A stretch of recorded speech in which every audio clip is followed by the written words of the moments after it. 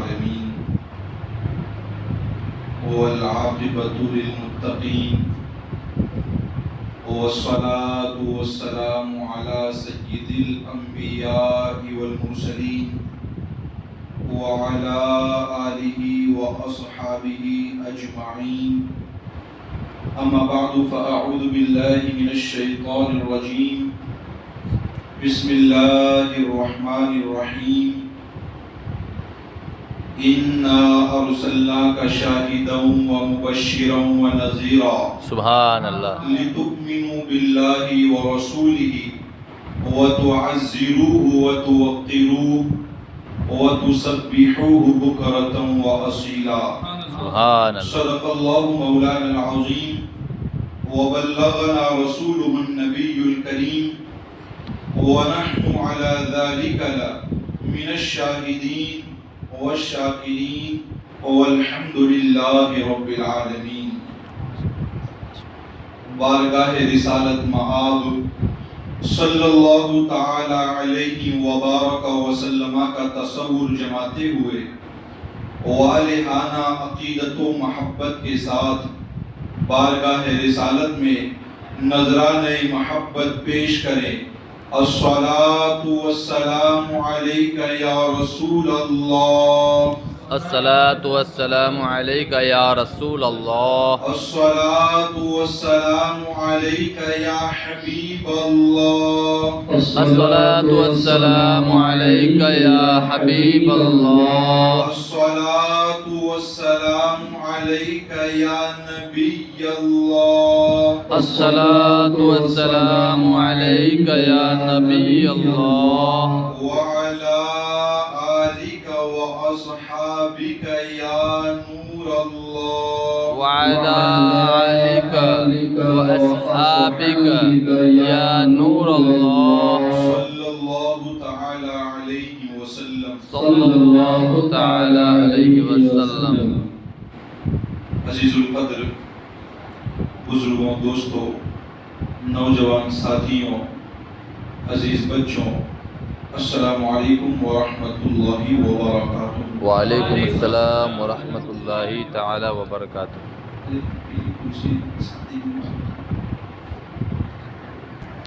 بزرگوں، دوستوں، نوجوان ساتھیوں اور عزیز بچوں، السلام علیکم ورحمۃ اللہ وبرکاتہ. وعلیکم السلام ورحمۃ اللہ تعالی. دیکھیں، وقت کم ہے اور باتیں بڑی اہم ہیں، تو آپ سے میری گزارش ہے کہ وداؤٹ ڈسٹرب آپ توجہ سے سنیں تاکہ محفل ختم ہونے پر کچھ نہ کچھ آپ سیکھ سکیں. انشاءاللہ. آغاز کرتے ہیں، اور یہ بھی اللہ کا بڑا فضل ہے کہ اس مسجد کا نام ہے مسجد رضا، اور آج میں نے حضور علیہ الصلاۃ والسلام کے آداب اور تعظیم کے متعلق بیان کرنا ہے، تو وہ ساری باتیں بیان کروں گا جو امام احمد رضا نے بیان کی ہے. سبحان اللہ. اس وقت میرے سامنے اعلیٰ حضرت عظیم البرکت مجدد دین و ملت کی کتاب تمہید ایمان ہے، اس سے میں گفتگو کا آغاز کرتا ہوں. اعلیٰ حضرت رحمت اللہ تعالی علیہ نے جو آیت مبارکہ میں نے خطبے کے بعد پڑھی، وہ آیت مبارکہ لکھ کر کے اس کا ترجمہ بیان کرتے ہیں. ترجمہ یہ ہے کہ اے نبی، بے شک ہم نے تمہیں بھیجا گواہ اور خوشخبری دیتا اور ڈر سناتا. سبحان اللہ. تاکہ اے لوگوں، توجہ کرنا، پہلے اللہ اپنے محبوب سے فرماتا ہے کہ اے نبی، ہم نے تمہیں بھیجا گواہ بنا کر، خوشخبری دیتا اور ڈر سناتا، تاکہ اے لوگوں، اب رب تعالی ہمیں فرماتا ہے، تاکہ اے لوگوں تم اللہ اور اس کے رسول پر ایمان لاؤ اور رسول اللہ کی تعظیم و توقیر کرو. دیکھیں، رسول کریم علیہ السلام کے متعلق یہاں پر رب تبارک و تعالیٰ نے 3 باتیں فرمائی. توجہ کرنا. اس آیت مبارکہ کا ترجمہ لکھنے کے بعد محدث بریلوی امام احمد رضا خان رحمہ اللہ ارشاد فرماتے ہیں، مسلمانوں دیکھو دین اسلام بھیجنے، قرآن مجید اتارنے کا مقصود ہی تمہارے مولا تبارک و تعالی 3 باتیں بتاتا ہے. سبحان اللہ. کیا بتایا؟ میں جو بولوں گا وہ سمجھاتا چلوں گا تاکہ جب آپ اٹھ کر جائے تو کچھ سمجھ کر جائیں انشاءاللہ، اور میرا آنا جو ہے یہ فضول نہ ہو. اللہ فرماتا ہے کہ مسلمانوں، اعلیٰ حضرت نے ترجمہ کر کے اب ہمیں مخاطب کر کے فرمایا کہ اے مسلمانوں، دین اسلام بھیجنے اور قرآن مجید اتارنے کا تمہارے رب کے 3 مقصد ہیں. تمہارے رب نے اسلام تمہیں جو دیا اور قرآن مجید جو بھیجا اس کے 3 مقصد ہیں. مجھے آپ نے بلایا ہے تو مجھے بلانے کا مقصد کیا ہے کہ میں بیان کروں، ہے نا. ابھی کھانا پکا ہوگا نا اپنے گھر میں تو اس کا مقصد کیا ہے کہ بھوک مٹائی جائے. یعنی ہر ایک کے پیچھے کچھ نہ کچھ ریزن اور وجہ ہے. تو ہمارے نبی علیہ السلام کے لیے جو اسلام بھیجا اور قرآن مجید اتارا اس کا مقصد 3 باتیں ہیں. اعلیٰ حضرت لکھتے ہیں، پہلی بات یہ کہ اللہ اور رسول پر ایمان لائیں. بے شک. سبحان اللہ. پہلی بات کیا ہے؟ اللہ اور رسول پر ایمان لائیں. دوسری بات یہ کہ رسول اللہ کی تعظیم اور ادب کریں. سبحان اللہ. بے شک. توجہ کرنا. پہلی بات، دین اسلام بھیجنے اور قرآن اتارنے کے رب کے 3 مقصد. پہلا مقصد کیا کہ اللہ اور رسول پر ایمان لائے. دوسرا مقصد کیا کہ رسول کریم علیہ السلام کی تعظیم کریں. اور تیسرا مقصد کہ اللہ کی عبادت کریں. سبحان یہ اللہ. 3 مقصد یاد ہو گئے. اللہ رسول پر ایمان لانا، دوسرے نمبر پر حضور علیہ السلام کی تعظیم اور تیسرے نمبر پر اللہ کی عبادت. یہ 3 باتیں لکھ کر اعلیٰ حضرت امام احمد رضا خان فرماتے ہیں، مسلمانوں ان 3 جلیل القدر باتوں کی خوبصورت ترتیب تو دیکھو. سبحان اللہ. توجہ کرنا، ایمان تازہ ہوگا انشاءاللہ جب میں نتیجے پر پہنچوں گا. مسلمانوں یہ جلیل القدر اور شان والی 3 باتوں کی خوبصورت ترتیب تو دیکھو کہ سب میں پہلے ایمان کو ذکر فرمایا اور سب میں پیچھے اپنی عبادت کو اور بیچ میں اپنے پیارے حبیب کی تعظیم کو رکھا. سبحان اللہ. سبحان اللہ. بے شک. کتنی خوبصورت ترتیب ہے. قرآن مجید بھی ہدایت اور اس کی ترتیب بھی ہدایت ہے. بے شک. اب یہ کتنی خوبصورت ترتیب کہ پہلے ایمان کو رکھا اور سب سے آخر میں رب نے اپنی عبادت کو رکھا اور ایمان اور عبادت کے بیچ میں اپنے حبیب کی تعظیم کو رکھا. سبحان اللہ. واہ واہ.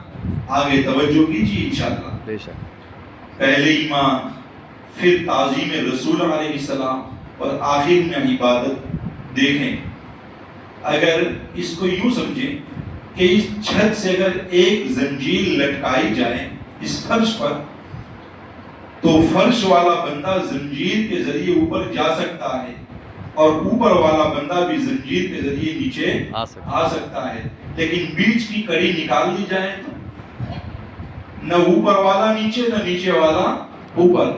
ایسے ہی ایمان اور عبادت کے بیچ میں تعظیم رسول کو رکھا. سبحان اللہ. سبحان اللہ. بہت خوب حضرت. کہ بغیر ایمان تعظیم کا کوئی فائدہ نہیں. واہ. اور عبادت ہو تعظیم نہ ہو پھر بھی کوئی فائدہ نہیں. تو دونوں کے درمیان میں تعظیم محبوب کو رکھا.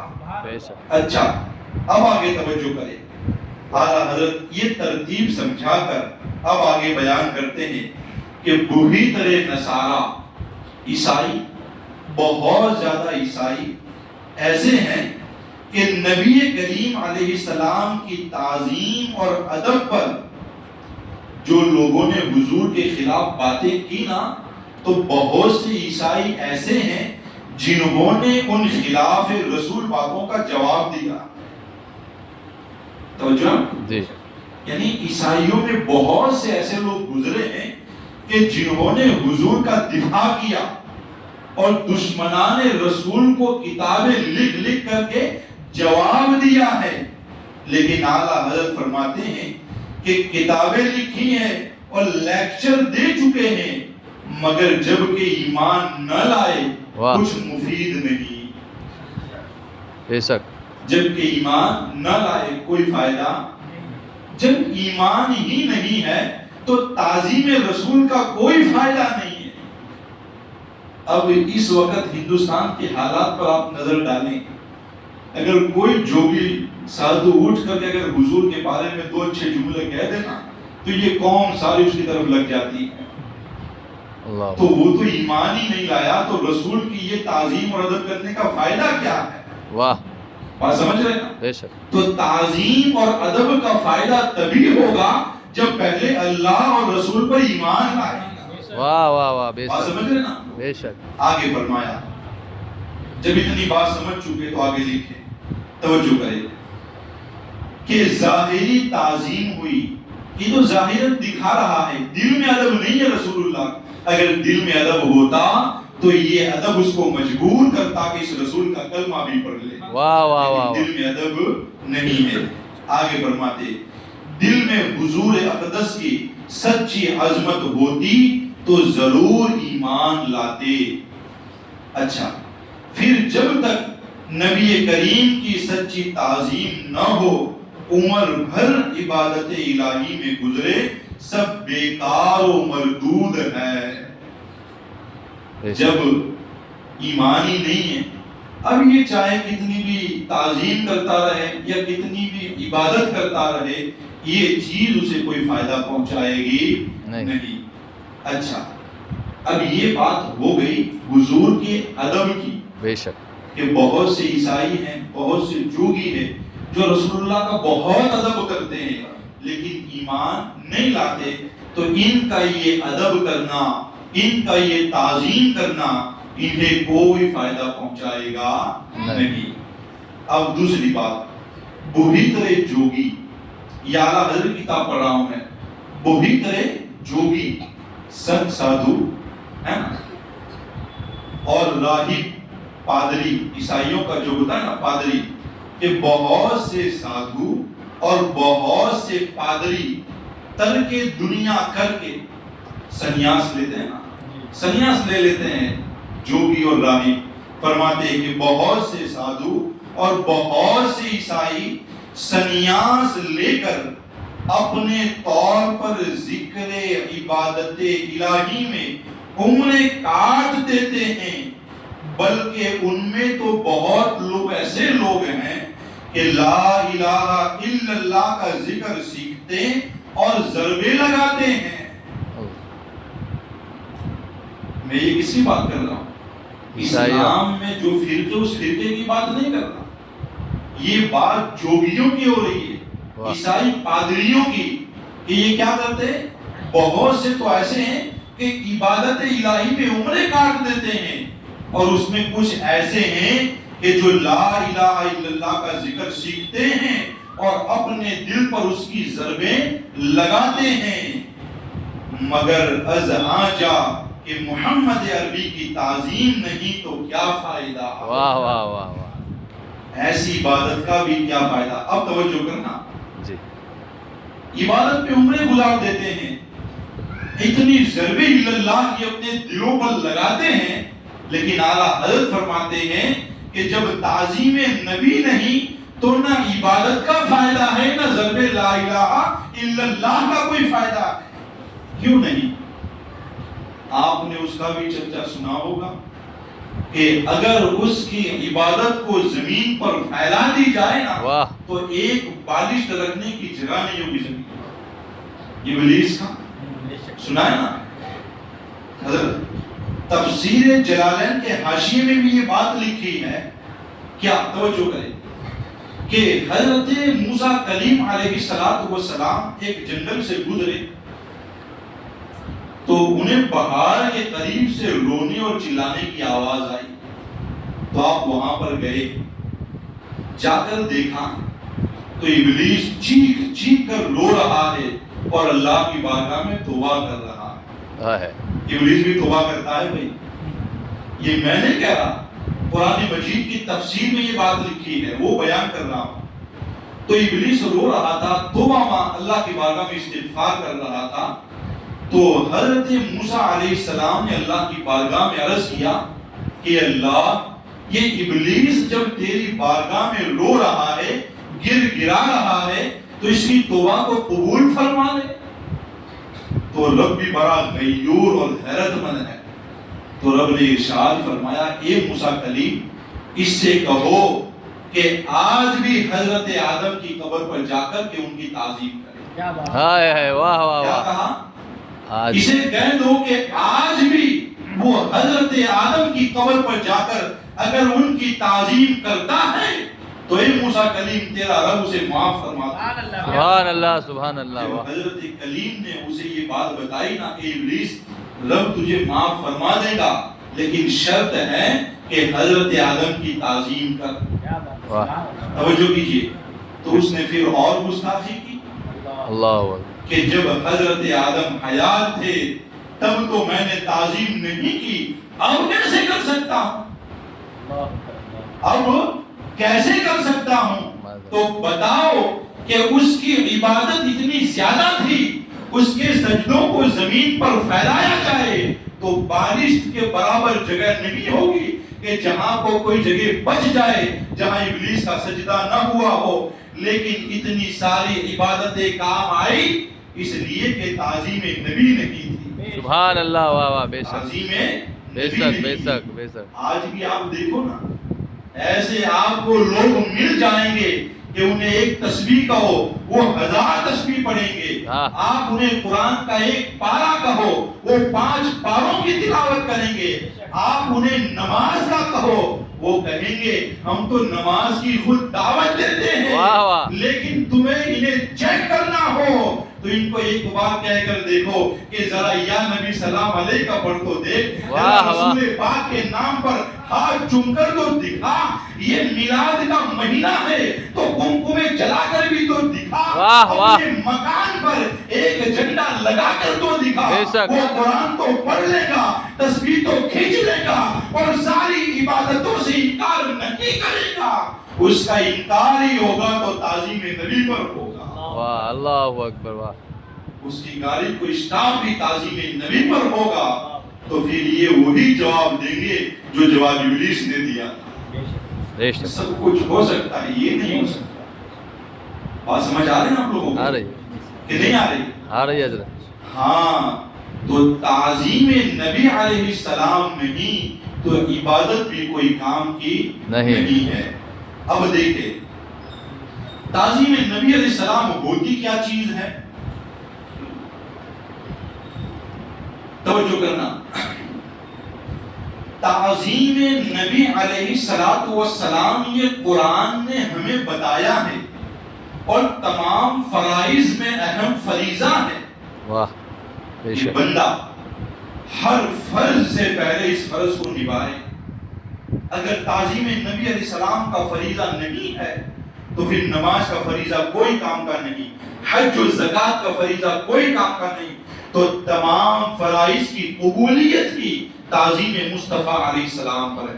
بے شک بے شک. اب غور کریں, اگر ایک بندہ صبح 8 بجے ایمان لایا اور کلمہ پڑھ کر مسلمان ہو گیا, صبح 8 بجے تو کوئی نماز نہیں ہوتی, رمضان کا مہینہ بھی نہیں کہ وہ روزہ رکھے, حج کا مہینہ بھی نہیں کہ وہ حج کرے, تو دیکھے جیسے بندہ کلمہ پڑھ کر اسلام میں داخل ہوتا ہے تو نماز فرض ہوگی اس کے وقت میں.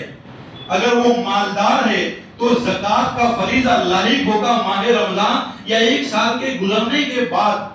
اگر وہ صاحب استطاعت ہے تو حج فرض تب ہوگا جب حج کے ایام ہوگے، تو تمام فرائض اس وقت اس پر عائد ہوگے جب ان کے کرنے کا وقت ہوگا. لیکن ان تمام فرائض سے پہلے کلمہ پڑھنے کے ترنت بعد بندے پر جو فرض لاحق ہو جاتا ہے وہ فرض تعظیم مصطفیٰ علیہ السلام کا. سبحان اللہ سبحان اللہ. اس کے لیے کوئی خاص وقت نہیں ہے بلکہ بندے کی ہر سانس میں تعظیم مصطفیٰ فرض ہے. واہ واہ واہ واہ. اب یہ تعظیم کیا ہے؟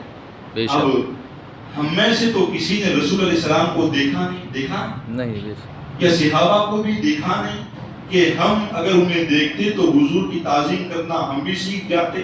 تو کیسے ہم تعظیم کریں؟ تو قرآن مجید برہان رشید میں اللہ تبارک و تعالی ارشاد فرماتا ہے یا ایھا الذین آمنو آمنو، اے ایمان والو ایمان لاؤ. اے اللہ تو پہلے ہی ہمیں ایمان والا فرما چکا ہے، اب کیسا ایمان لائے؟ تو رب تبارک و تعالی فرماتا ہے تم نے ایسے ایمان لانا ہے جیسے محبوب کے صحابہ ایمان لائے. سبحان اللہ. اور صحابہ کا ایمان کیا تھا؟ اس بات کو امام احمد رضا محدث بریلوی نے فتاوی رضویہ شریف کی جلد نمبر 30 میں بھی بیان کیا ہے. میں وہاں کی جگہ بخاری شریف سے آپ کے سامنے وہ بات پیش کر دیتا ہوں، توجہ کیجیے گا، ایمان تازہ ہوگا. سبحان اللہ. کہ تعظیم رسول علیہ السلام. اب دیکھیں نا کہ ہم حضور کی تعظیم میں صلاۃ و سلام جو پڑھتے ہیں وہ کس کی تعظیم؟ حضور کی تعظیم میں. انگوٹھے چومتے ہیں یہ بھی حضور کی تعظیم میں. میلاد میں گھر سجاتے ہیں یہ بھی تعظیم کے اندر. جھنڈا لگانا یہ بھی تعظیم کے اندر. قمقمے جلانا یہ بھی تعظیم کے لیے ہے. ہر وہ بات جس سے شریعت نہ روکتی ہو بندہ اگر وہ کرتا ہے تو یہ وَتُعَزِّرُوهُ وَتُوَقِّرُوهُ کے تحت قرآن سے ثابت ہے. سبحان اللہ. قرآن سے ثابت ہے. اب دیکھیں آج اگر ان باتوں پر لوگ ہمیں کہتے کہ یہ تو بدعتی ہیں، یہ تو مشرک ہیں، کہتے ہیں نا بھئی آپ لوگ تو زیادہ جانتے ہو کہ سہارنپور آپ کے قریب ہے، وہ تو ہمیشہ پڑھتے ہیں کہ یہ سلام پڑھتا ہے تو یہ بدعتی، یہ حضور کے نام کے ہاتھ چھوتا ہے یہ بدعتی ہے. تو یاد رکھے اگر یہ سب کرنے سے بندہ بدعتی ہو جاتا ہے تو میں اب جو روایت پڑھوں گا اس کے بعد سن کر آپ خود فیصلہ کریں. جب حدیبیہ کے موقع پر، جب صلح حدیبیہ نام سنا ہے آپ نے، جب اللہ کے رسول مدینہ پاک سے عمرہ کے لیے تشریف لے گئے تو قریش مکہ نے حدیبیہ میں روک لیا اور عمرہ نہیں ادا کرنے دیا. تو حضور اپنے 1400 صحابہ کو لے کر کے مقام حدیبیہ میں ٹھہر گئے. جب وہاں پر ٹھہر گئے تو قریش مکہ نے اپنا ایک جاسوس سفیر، جسے آج ہم کہے تو ایمبیسیڈر ہے نا، ہر ملک کی ایمبیسی ہوتی ہے نا، یہاں پر دلی میں ہے نا، اور ہر ملک کا ایک ایمبیسیڈر ہوتا ہے. تو اس طریقے سے وہ عروہ بن مسعود قریش مکہ کی طرف سے جاسوس بن کر حدیبیہ میں آیا. قریش مکہ نے کہا کہ عروہ جاؤ اور جا کر کے محمد عربی صلی اللہ تعالی علیہ وسلم کے غلاموں کا حال دیکھو کہ ان کے پاس ہتھیار ہے یا نہیں، کھانے پینے کا سامان ہے یا نہیں، یہ تندرست ہے یا کمزور ہے، ان کے حالات کی واقفیت حاصل کرو. عروہ بن مسعود جب مکہ سے چل کر حدیبیہ میں آئے اور جب آ کر کے وہاں پر رہے، ٹھہرے، مذاکرہ کیا، بات چیت ہوئی اور سارے حالات کو جب دیکھا اور دیکھ کر جب واپس قریش کے پاس پہنچے تو انہوں نے جا کر کے عروہ نے وہاں پر کیا بیان کیا، وہ یہ بخاری شریف کے اندر حدیث نمبر 2732 کے اندر اس بات کا ذکر ہے. عروہ جب قریش مکہ کے پاس پہنچے تو عروہ جا کر کے کہتے ہیں واللہ لقد وفدت علی الملوک، اے قریش میں بہت بادشاہوں کے درباروں میں گیا ہوں کیونکہ میں تو سفیر ہوں. قریش مجھے بہت ذہین سمجھتے ہیں، مائنڈ تیز سمجھتے ہیں. ہر ایک بادشاہ کے دربار میں جا کر کے بات چیت کرنے کا سلیقہ اگر سب سے زیادہ کسی کے پاس تھا تو وہ عروہ بن مسعود ثقفی کے پاس تھا. تو یہ عروہ بن مسعود ثقفی حدیبیہ میں آئے، سارے حالات کا جائزہ لیا اور جائزہ لے کر قریش کے پاس گئے تو قریش نے پوچھا عروہ بتاؤ وہاں پر کیا دیکھا؟ ہمیں جنگ کرنی چاہیے یا صلح کر لینی چاہیے؟ بتاؤ، تم جو کہیں گے ہم ویسا کریں گے، اس لیے کہ تمہیں بادشاہوں کے دربار میں جانے کا بہت تجربہ ہے، ایکسپیرینس ہے، تم اپنا تجربہ اور ایکسپیرینس بیان کرو۔ توجہ سے سنو، ایمان تازہ ہوگا۔ عروہ کہتے ہیں لقد وفدت علی الملوک، میں بہت بادشاہوں کے درباروں میں گیا، وفدت علی قیصر وکسریٰ والنجاشی، میں کسریٰ کے دربار میں بھی گیا، میں نے قیصر کا دربار بھی دیکھا ہے، اور نجاشی بادشاہ کے دربار میں بھی میری حاضری ہوئی ہے۔ میں ان تمام کے درباروں میں گیا، اور قیصر اور کسریٰ جس طریقے سے آج امریکہ پورے ورلڈ میں سپر پاور مانا جاتا ہے، اس زمانے کے اندر قیصر اور کسریٰ یہ سپر پاور طاقتیں ہوا کرتی تھی۔ عروہ کہتے ہیں کہ میں بحیثیت سفیر ان سپر پاوروں کے دربار میں بھی حاضر ہوا۔ میں نے وہاں پر کیا دیکھا کہ سونے کی کرسیاں تو ہیں، قالین بڑے مہنگے بچھے ہوئے ہیں، سپاہیوں کی تعداد بھی زیادہ ہے، ان کا ادب و احترام بھی بہت کرتے ہیں، لیکن یاد رکھو میں بہت درباروں میں گھوم ٹہل کر آیا، لیکن جیسا دربار میں نے محمد عربی کا دیکھا، کسی اور بادشاہ کا وہ دربار نہیں دیکھا۔ سبحان اللہ۔ قریش نے کہا کہ محمد عربی کا دربار کیسا ہے، ذرا یہ بھی تو بتاؤ۔ تو عروہ کہتے ہیں واللہ ان رأیت ملکا قط ما يعظم اصحاب محمد صلی اللہ تعالی علیہ وسلم۔ فرماتے عروہ کہ میں جتنے بھی بادشاہوں کے پاس گیا تو میں نے ان بادشاہوں کے سپاہیوں کو ایسی تعظیم اور ادب کرتا ہوا نہیں پایا ہے، ما يعظم اصحاب محمدا، جیسا ادب و احترام محمد عربی کے صحابہ کرتے ہیں۔ سبحان اللہ، سبحان اللہ، بہت خوب۔ عروہ نے کیا کہا؟ میں قیصر کے پاس بھی گیا، میں کسریٰ کے دربار میں بھی گیا، نجاشی کے دربار میں بھی حاضر ہوا، لیکن ایسا ادب میں نے کہیں نہیں پایا جیسا ادب محمد عربی کے صحابہ ان کا کرتے ہیں۔ سبحان اللہ۔ تو قریش نے کہا کیسی تعظیم؟ اچھا عروہ یہ بتاؤ کہ یہ تعظیم کیسی کرتے؟ یہ تعظیم کا مطلب کیا ہے؟ ہم نے تو پہلی بار یہ لفظ سنا ہے۔ تو عروہ نے کہا اب تم ان کی تعظیم دیکھنا چاہتے ہو؟ توجہ کرے، انشاءاللہ عز و جل یہ حدیث پاک جب آپ سنیں گے نا تو آپ کے سینے میں ایمان مضبوط ہو جائے گا، اور ایسا مضبوط ہوگا کہ موت تو آ سکتی ہے لیکن سینے سے ایمان جدا نہیں ہو سکتا۔ سبحان اللہ۔ آج لوگ ہمیں تعظیم مصطفیٰ علیہ السلام پر بدعتی اور مشرک کہتے ہیں۔ یہ مشرک عروہ بن مسعود ثقفی جو قریش مکہ کی طرف سے آئے تھے تو مشرک تھے، جب حدیبیہ میں تعظیم مصطفیٰ علیہ السلام کو دیکھا تو اپنا شرک توڑ بیٹھے اور اسلام میں داخل ہو گئے۔ سبحان اللہ، سبحان اللہ۔ یہ تعظیم رسول علیہ السلام ہوتی ہے۔ تو قریش نے کہا کہ عروہ بتاؤ وہ تعظیم کیسی کرتے ہیں؟ تو فرمایا واللہ ان تنخم نخامتا الا وقعت فی کف رجل منهم فدلک بها وجهه وجلدہ۔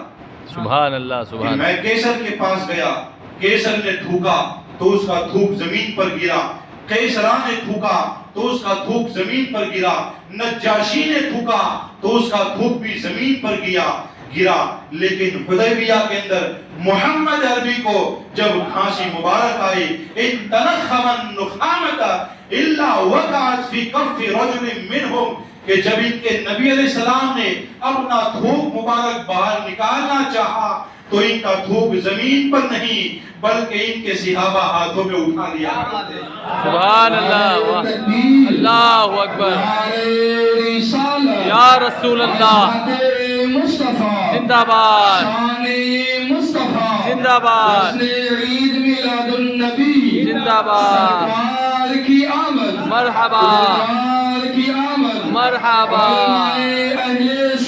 مرحبا، اللہ اکبر، یا رسول اللہ، یا رسول قریش اللہ۔ نے پوچھا تو عروہ نے کیا کہا؟ ایسی تعظیم کہ جتنے بادشاہ کے درباروں میں گیا سب نے تھوکا تو تھوک زمین پر گرا، لیکن محمد عربی نے جب اپنا تھوک مبارک زمین پر گرانا چاہا تو ان کے صحابہ نے ہاتھوں میں اٹھا لیا. سبحان اللہ. اچھا جب ہاتھوں میں آ گیا تو کیا کیا؟ صحابہ نے کپڑے سے صاف کر لیا یا درختوں پر لگا دیا یا اپنے کپڑوں پر لگا دیا؟ نہیں، کیا کیا؟ فَدَلَكَ بِهَا وَجْهَهُ وَجِلْدَهُ کہ ہاتھوں میں لے کر چہروں پر مالش کیا اور بدن پر مالش کر لیا. سبحان اللہ سبحان اللہ. بہت کو بجرا. یہ ادب ہوتا ہے، بے شک یہ تعظیم ہوتی ہے. بے شک. ہم تو انگوٹھے چومتے ہیں نا، صحابہ تو حضور کا لعاب شریف چہرے پر لگایا ہے. سبحان اللہ سبحان اللہ. بہت کو بجرا. تھوڑا توجہ کریں نا، تھوڑا توجہ جی کریں. جی. ایک بات بتا، اگر ہمارے سنیوں کا ایک بندہ، وقت زیادہ نہیں ورنہ باتیں بہت ہیں، ہمارے سنیوں کا چارہ کاٹنے والا اگر معمولی سا بندہ، علماء تو بڑے ہیں، محدث فقہاء تو بڑے ہیں، معمولی بندہ اگر اس بندے سے بھی کہا جائے کہ بتاؤ اگر تجھے رسول کریم کا لعاب مل جائے تو کیا کرے گا؟ واہ واہ واہ واہ واہ واہ حضرت. وہ تو یہی کہے گا کہ میری قسمت کی تو معراج ہو جائے، کبھی آنکھوں سے لگاؤں، سبحان اللہ سبحان اللہ. کبھی پی جاؤں، ہے نا؟ ایسی قسمت کہاں کہ حضور کا لعاب مل جائے. بے شک بے شک. اور ان کے کسی مولوی یا شیخ الحدیث سے پوچھو کہ اگر تجھے مل جائے تو کیا کرے گا؟ تو وہ کیا کہے گا کہ ہم تو ان کو سمجھتے ہی اپنے جیسا ہے. کوئی جواب بنے گا؟ تو ذرا اپنے دل سے بھی پوچھے کہ اس بات کو سن کر ایمان مضبوط کرے. اگر آج یہ بخاری والا عقیدہ آپ کو کہیں ملے گا تو وہ سنیوں کے یہاں ہی مل سکتا ہے. واہ واہ بے شک بے شک. سبحان اس کے اللہ. علاوہ آپ کو نہیں مل سکتا یہ عقیدہ. اچھا اس کے بعد عروہ بن مسعود ثقفی نے، اچھا یہاں پر یہ بھی بات دیکھیں، عروہ نے بحیثیت سفیر سارا معائنہ اور مشاہدہ، سارا جائزہ لیا حدیبیہ کا. تو عروہ بن مسعود ثقفی نے صحابہ کی نمازیں بھی دیکھی ہوگی کہ یہ تکبیر اولیٰ کے ساتھ جماعت میں شریک ہوتے ہیں.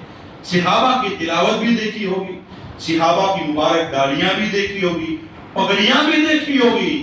لیکن عروہ جب قریش مکہ کے پاس گئے اور جا کر نہ صحابہ کی نماز کو بیان کیا نہ تلاوت کو بیان کیا، اس لیے کہ عروہ جانتے تھے یہ نماز، روزہ، حج و زکات، داڑھی، پگڑی یہ سب ان کے اندرونی معاملے ہیں. لیکن اگر کفر کی کمر کو اگر کوئی چیز توڑ سکتی ہے تو وہ تعظیم مصطفیٰ ہی توڑ سکتی ہے. سبحان اللہ سبحان اللہ. بہت خوب. اگر آج بھی مسلمان حضور کی تعظیم ایسی شروع کر دے تو کفر دوسرے دن اپنی موت مر جائے گا. بے شک بے شک. اللہ اکبر کبیرہ. اور وہ آگے کہتے ہیں کہ جب ان کے حبیب کریم نے اپنا لعاب نکالا، صحابہ نے ہاتھوں میں لے لیا، اپنے چہروں پر من لیا، اپنے بدن پر مالش کر لیا. وَإِذَا أَمَرَهُمْ ابْتَدَرُوا أَمَرَهُ فرماتے ہیں کہ جب ان کے نبی علیہ السلام انہیں کوئی حکم دیتے تو سب کے سب اس پر بھاگتے دوڑتے تھے. واہ مثال سبحان کے طور اللہ. پر سمجھو اس کو، بے شک. اگر حضور فرماتے کہ پانی لاؤ تو 1400 میں سے ایک صحابی جاتے اور پانی لے کر آ جاتے. عروہ کہتے ایسا نہیں ہے، بلکہ ان کے محبوب نے جب کسی کام کے لیے کہا تو ایک صحابی نہیں بلکہ 1400 بھاگتے تھے. واہ واہ سبحان اللہ. ارے بھائی 1400 گلاس لاؤ گے؟ تو ہر صحابی کہتا ہے کہ حضور تو ایک ہی گلاس سے پانی پیتے ہیں، لیکن ہم 1400 بھاگتے اس لیے ہیں کہ ہم میں سے ہر ایک یہ چاہتا ہے کہ حضور کے فرمان پر پہلے میں عمل کروں. واہ واہ واہ واہ سبحان اللہ. اللہ اکبر. یا رسول اللہ یا رسول اللہ. زندہ باد زندہ باد زندہ باد. سبحان اللہ. ایک بات اور سن لیں کہ حضور نے جو اپنا لعاب شریف نکالا تو اب 1400 تو نکلتے نہیں تھے، ایک ہی نکلتا. ایک بار نکالا تو ایک مرتبہ نکلے گا. ایک صحابی یا دو کے ہاتھ میں جاتا، باقی صحابہ کیا کرتے تھے؟ تو یہ ارشاد الشافعی شرح بخاری میں لکھا ہے کہ جس صحابی کے ہاتھ میں وہ حضور کا لعاب جاتا اور صحابی مالش کر کے اپنے چہرے اور بدن پر لگاتے تھے، باقی صحابہ نے کیا کیا؟ باقی صحابہ اس کے ہاتھ سے اپنا ہاتھ مالش کر کے اپنے بدن پر لگا دیا. سبحان اللہ سبحان اللہ سبحان اللہ. ارے بھائیو آج ہم بھی کرتے ہیں نا، بے شک. علماء کے ہاتھ چوم لیے، سادات کے ہاتھ چوم لیے، کسی پیر صاحب کے ہاتھ چوم لیے، وہ کہتے کہ یہ تو بدعت ہے. ہم کہتے خبیث و بدعت نہیں، یہ تو صلح حدیبیہ والا تسلسل ہے. سبحان اللہ سبحان اللہ. یہ انہوں نے ان کا چما، انہوں نے ان کا چما، چلتے چلتے یہ سلسلہ حدیبیہ تک جاتا ہے. بے شک بے بات شک سمجھ آ رہی نا آپ لوگوں بے کو؟ شک بے شک. تو یہ ہمارا چمنا بھی رائے گا اور بیکار نہیں ہے، بلکہ دراصل ہمارا یہ ہاتھ چمنا بھی ہمارے نبی علیہ السلام کی تعظیم اور ادب کے لیے ہوتا ہے. بے شک سبحان اللہ. اللہ اکبر کبیرہ. آگے فرمایا اور وہ کہتے وَإِذَا تَوَضَّأَ كَادُوا يَقْتَتِلُونَ عَلَى وَضُوئِهِ، اور جب ان کے نبی علیہ السلام وضو کرتے تو صحابہ وہ وضو کا پانی لینے کے لیے ایسا لگتا کہ آپس میں قتل و غارت گیری ہو جائے گی. ارے بھائی صحابہ تو آپس میں شیر و شکر ہے. ایثار کا معاملہ یہاں تک ہے کہ جنگ احد کے اندر 80 زخم لگے ہوئے، آتش کی صدائیں آ رہی ہے. جب کٹورا پانی پہنچا تو کہتے میری خیر ہے اگلے کو پلا دو. اگلے کے پاس پہنچا تو کہتے میری خیر اگلے کو پلا دو. یہاں تک کہ سارے صحابہ شہید ہو گئے، پانی کسی نے نہیں پیا. اتنی ایک دوسرے کے لیے اپنے دلوں میں محبت تھی. لیکن جو پانی رسول کے جسم اقدس سے ٹچ ہو کر کے زمین پر آتا، صحابہ اسے گرنے نہیں دیتے تھے، بلکہ اسے لینے کے لیے آپس میں جھگڑ جاتے اور لڑ جاتے تھے. کیوں کہ پانی تو ساری دنیا میں ہے، لیکن ایسا پانی کہیں نہیں ملے گا جو پانی رسول کریم کے جسم اقدس سے لگ جاتا. سبحان اللہ. بے شک بے شک. جو پانی حضور کے جسم مبارک سے ٹچ ہو جائے اس کا مقام سارے پانیوں میں بلند اور افضل ہو جاتا ہے. پتا کیا چلا کہ صحابہ تبرک لینے میں پہل کیا کرتے تھے. سبحان اللہ سبحان اللہ. کہتے ہیں کہ نیاز لوٹ کر کھاؤ. بے شک. بھائیو کہتے ہیں نا، بے شک. تو یہ لوٹنا کہاں سے آیا ہے؟ یہ صلح حدیبیہ سے آیا ہوا. سبحان اللہ سبحان اللہ. کوئی پوچھے نا تو یہ بخاری دکھا دینا اس کو کہ پانی تو مدینے میں بہت تھا، حدیبیہ میں بھی بہت تھا، لیکن کسی پانی کے لیے جھگڑے جیسا ماحول نہیں ہوتا تھا. جھگڑے جیسا ماحول کب بنتا تھا؟ جب رسول اللہ وضو فرماتے تھے. سبحان اللہ. واہ. ایک قطرہ صحابہ زمین پر گرنے نہیں دیتے تھے. وَإِذَا تَكَلَّمُوا خَفَضُوا أَصْوَاتَهُمْ عِنْدَهُ. عروہ کہتے ہیں کہ جب ان کے نبی کوئی کلام کرتے، بات کرتے، تو سارے صحابہ اپنے سروں کو ایسے جھکا لیتے تھے جیسے ان کے سروں پر پرندے بیٹھ گئے ہو. سبحان اللہ. اتنا ادب. نگاہیں بھی جھکا لیتے اور تھوڑی تھوڑی نگاہیں اٹھا کر کے حضور کا دیدار کرتے پھر جھکا لیتے، اٹھاتے دیدار کرتے پھر جھکا لیتے. صحابہ نگاہوں سے بھی حضور کی بے ادبی نہیں کرتے تھے. سبحان اللہ. آپ کہیں گے کہ نگاہوں سے بھی ادب ہوتا ہے. ہاں، نگاہوں سے بھی ادب ہوتا ہے اور وہ صحابہ نے کر کے دکھایا ہوا ہے. بے شک بے شک. اب غور کرے، ایسا ادب صحابہ نے کیا.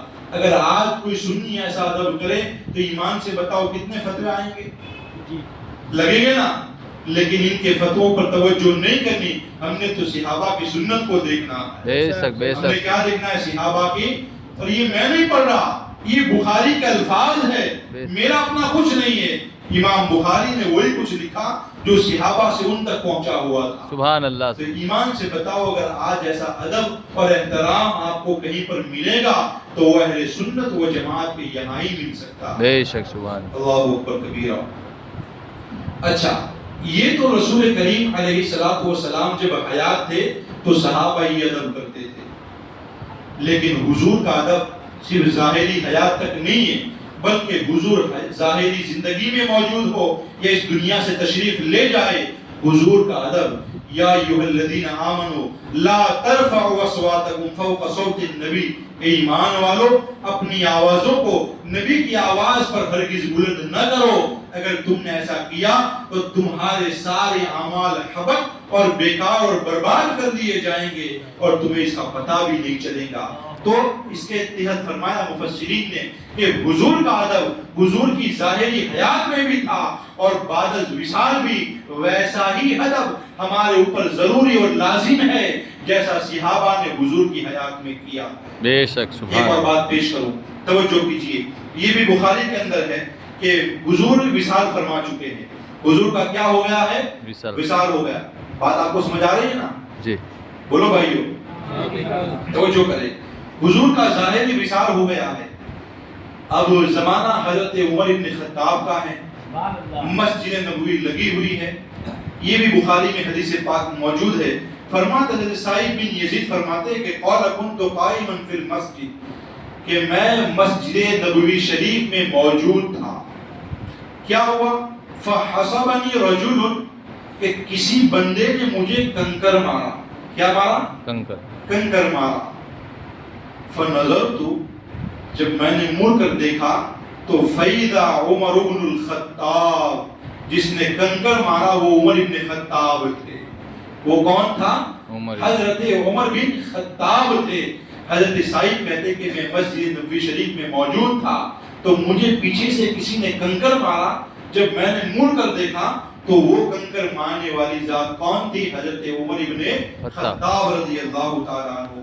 تو اس کے بعد کیا ہوا؟ فقال، تو سیدنا عمر بن خطاب نے فرمایا کہ اذهب فأتني بهذين، کہ جاؤ اور ان دونوں بندوں کو میرے پاس بلا کر لاؤ. عمر بن خطاب نے کیا فرمایا؟ جاؤ اور ان دو بندوں کو میرے پاس بلا کر لاؤ. قال، کہ میں گیا. فجئتو بہما، ان دونوں کو بلا کر عمر بن خطاب کے پاس آ گیا. فرماتے کہ قال، تو عمر بن خطاب نے فرمایا من انتما، تم دونوں کون ہو؟ توجہ کیجئے، عمر بن خطاب نے کیا فرمایا؟ تم دونوں کون ہو؟ او من این انتما، یا یہ کہا کہ تم دونوں کہاں سے آئے ہو؟ تو آگے سے قالا، ان دونوں نے کہا من اہل الطائف، ہم دونوں طائف شہر سے آئے ہیں. ان دو بندوں نے کیا کہا؟ ہم دونوں طائف سے آئے ہیں. تو قال عمر بن الخطاب، حضرت عمر بن خطاب نے کہا اچھا ان دونوں بندوں کو کیوں بلایا معلوم ہے؟ یہ دونوں بندے مسجد میں بیٹھ کر زور زور سے باتیں کر رہے تھے. کیا کر رہے تھے؟ باتیں. تو ان کا آواز جب مسجد نبوی شریف میں بلند ہوا تو حضرت عمر نے کنکر مارا حضرت سعید کو اور پھر کہا کہ ان دونوں کو میرے پاس لاؤ. جب وہ دونوں بندے آئے تو پوچھا کہ تم دونوں کون اور کہاں سے آئے ہو؟ تو انہوں نے کہا کہ ہم طائف سے آئے ہیں. اب حضرت عمر کا جواب سنو. فرمایا قال، عمر بن خطاب نے فرمایا لو انتما من اہل البلد لاوجعتکما، اگر تم مدینہ شریف سے ہوتے تو میں تمہیں مارتا اور سزا دیتا. اس لیے کہ مدینے والوں کو اللہ کے رسول علیہ السلام کا فرمان بھی معلوم ہے اور اللہ کا فرمان بھی معلوم ہے. وہ فرمان کیا ہے؟